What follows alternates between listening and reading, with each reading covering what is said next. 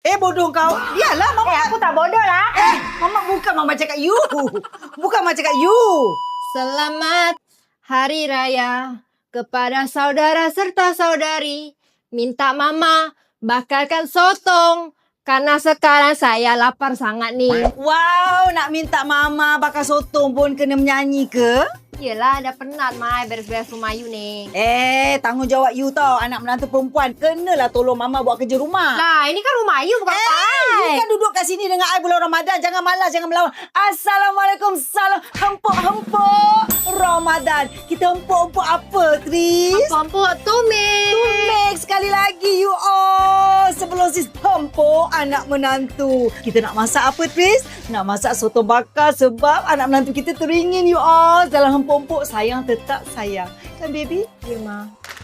Untuk perap sotong, kita perlukan 1 sudu besar, tumek sepati ikan bilis dan sedikit serbuk kunyit untuk naikkan rasa. Ma, baru diperap ni baunya dah naik dah ni.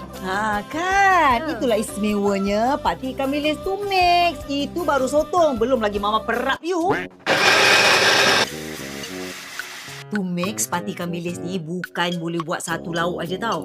Kita boleh menumis, kita boleh menggoreng, kita boleh menggulai, kita boleh buat sup. Nak masak apa je boleh. Kalau macam tu Mama kena stok banyak-banyak lah dekat rumah. Sebab kawan Mama ramai. Mana ada ramai? Kawan Ayu je. Jangan macam tu Alicia. Alicia juga.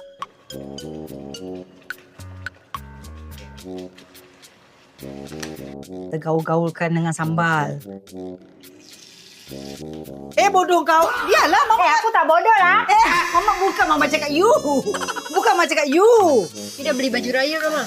Tunggu you belikan. Alah, you kan duitnya banyak. You kan artis. Habis you tak ada duit ke? You kan menantu artis. Bagi ya job. I bagi job je. Yelah, I hempuk-hempuk lagi. Yang 1000 episod tu. Nak 1000 episod. Masya Allah. Janganlah panggil 4 episod je. Alamak, tamaknya anak menantu ni. Memang aku hempuk dia ni kejap lagi kan. Aku sabar je ni. Dah lah aku masakkan dia sotong. Dia minta 1000 episod hempuk-hempuk Ramadan. Okey, dah siap dah sotong bakar ala-ala Tumex yang menggunakan pati serbuk ikan bilis Tumex. Senang je kan?